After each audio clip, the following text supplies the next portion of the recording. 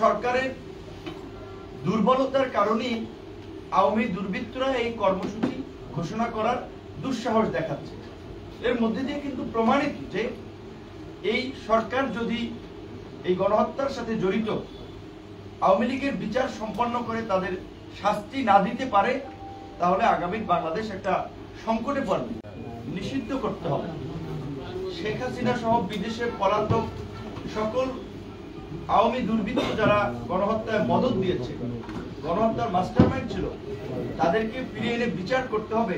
সেখানে আমরা দেখলাম যে আওয়ামী লীগ কর্মসূচি ঘোষণা করছে এবং এই ছাত্র জনতা নাগরিকদের অভ্যুত্থানের সরকারকে হটাতে তারা হরতাল অবরোধের মতো কর্মসূচি ঘোষণা করছে।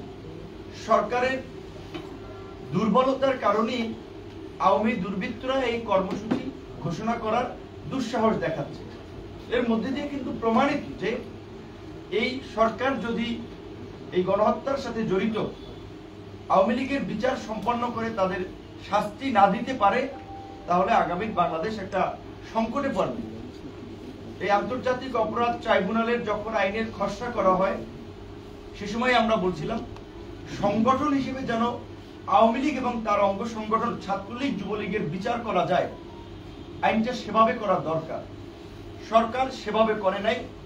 আমরা মনে করি এখনো যে সন্ত্রাস বিরোধী আইন সহ বিভিন্ন আইন রয়েছে, সেই আইনেও এই সংগঠন হিসেবে আওয়ামী লীগ এবং তার অঙ্গ সংগঠন ছাত্রলীগ যুবলীগের বিচার করা যায়। এবং অবশ্যই এই গণ অভ্যুত্থান পৃথিবীর বুকে বাংলাদেশকে নতুন করে চিনিয়ে দিয়েছে।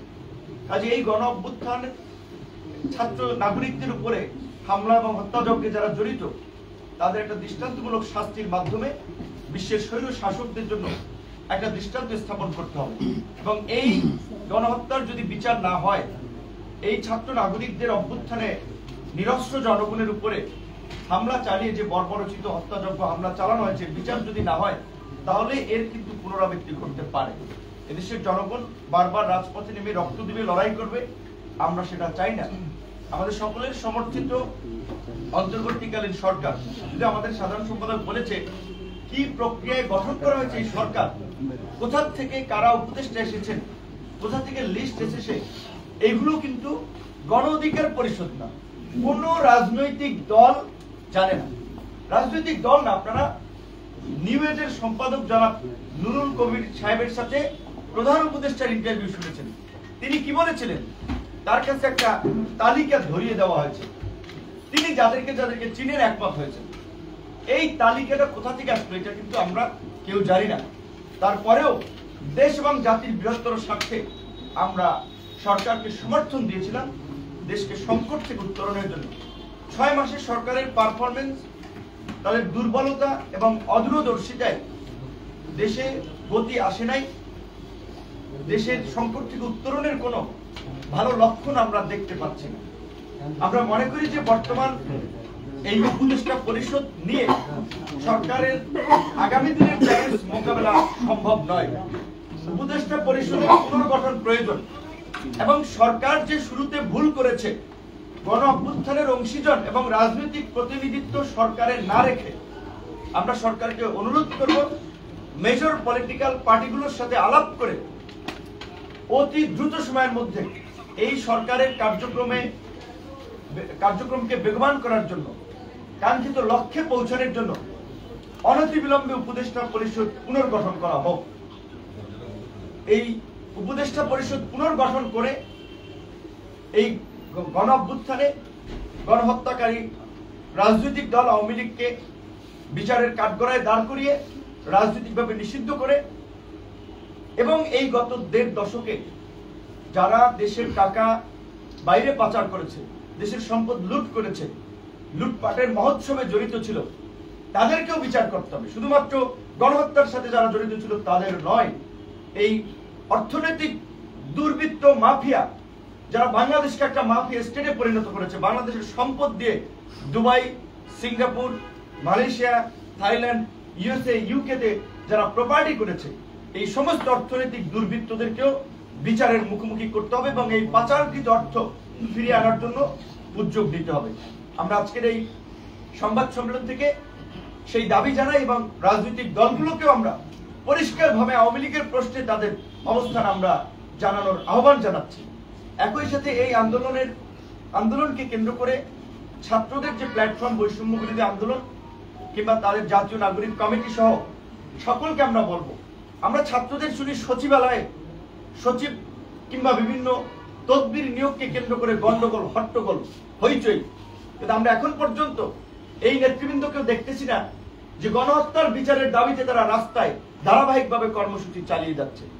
এখন গণহত্যার এই বিচার আমরা মুখে মুখে দাবি করছি, কার্যকরভাবে কেউ কিন্তু কর্মসূচি দিচ্ছে না, জোরালোভাবে বক্তব্য দিচ্ছে না। কারণ ভোটের রাজনীতিতে তলে তলে সবাই আওয়ামী লীগকে কাছে চায়। এইটা যদি রাজনৈতিক মানসিকতা হয় সেটা এই জাতির জন্য দুঃখজনক হবে এবং এটা একটি অশনি সংকেত। তাই আমরা পরিষ্কারভাবে যারা গণ অভ্যুত্থানের স্পিডের আলোকে আগামী নতুন বাংলাদেশ বিনির্মাণের কথা বলছি, এই ছাত্র জনতার ত্যাগকে ধারণ করে একটা বিশুদ্ধ রাজনীতির কথা বলছি, তাদেরকে অবশ্যই গণহত্যাকারী রাজনৈতিক দল আওয়ামী লীগের প্রশ্ন অবস্থান পরিষ্কার করতে হবে। সরকার কি ভাবছে, অমুক দল কি ভাবছে, নির্বাচন কমিশন কি ভাবছে, সেটা বিষয় না। বিষয়টা রাজনৈতিক ভাবে আমরা আওয়ামী লীগের রাজনীতি আগামীতে চাই কিনা, আওয়ামী লীগের মতো গণহত্যাকারী দল নির্বাচনে অংশগ্রহণ করবে, আমরা রাজনৈতিক দল সমূহ সেটা চাই কিনা। উদর পিণ্ডি বুদর ঘরে চাপানোর সুযোগ নাই, দায় সারা বক্তব্য দেওয়ার সুযোগ নাই। গণ অধিকার পরিষদের পক্ষ থেকে আমরা প্রাথমিক ইনিশিয়েটিভ শুরু করেছি। এতদিন পর্যবেক্ষণ করেছি যে যারা আন্দোলনের নায়ক দাবি করছে, আন্দোলনকে কেন্দ্র করে প্ল্যাটফর্ম গড়ে তুলছেন, সরকারি সুযোগ সুবিধা নিচ্ছেন, তারা কি করছেন। অন্যান্য রাজনৈতিক দল যারা ক্ষমতায় যেতে চায়, ক্ষমতায় যাওয়ার জন্য মুখিয়ে আছে, ক্ষমতায় না গিয়েও যারা বিভিন্ন জায়গায় নিয়ন্ত্রণ করছে, কার্যত সত্য। আজ যদি প্রশাসন দেখেন, গণমাধ্যম দেখেন, ব্যবসায়িক কমিউনিটি দেখেন, সুনির্দিষ্ট দু একটি রাজনৈতিক দলই তো এই কমিউনিটিগুলো নিয়ন্ত্রণ করছে এবং তাদের আধিপত্য কার্যত কায়েম করেছে অলিখিতভাবে হলেও। তাহলে আওয়ামী লীগের প্রশ্নে তাদের নীরবতা কেন, আমরা সেটা জানতে চাই এবং দেশবাসীকেও এই সম্পর্কে আমরা জানাতে চাই। গণ অধিকার পরিষদের পক্ষ থেকে আগামী 5ই ফেব্রুয়ারি আমরা এই জেলা প্রশাসকদের মাধ্যমে প্রধান উপদেষ্টা বরাবর এই স্মারকলিপির কর্মসূচি, এরপরে ঢাকায়ও এই গণহত্যাকারীদের রাজনীতি নিষিদ্ধ এবং বিচারের দাবিতে ধারাবাহিক কর্মসূচি আগামীতে অনুষ্ঠিত হবে এবং অপরাপর রাজনৈতিক দল গণ অভ্যুত্থানকারী অংশীজনদেরকেও আমরা সেখানে সমর্থন চাই। সকলকে ধন্যবাদ এবং কৃতজ্ঞতা। আসসালামু আলাইকুম।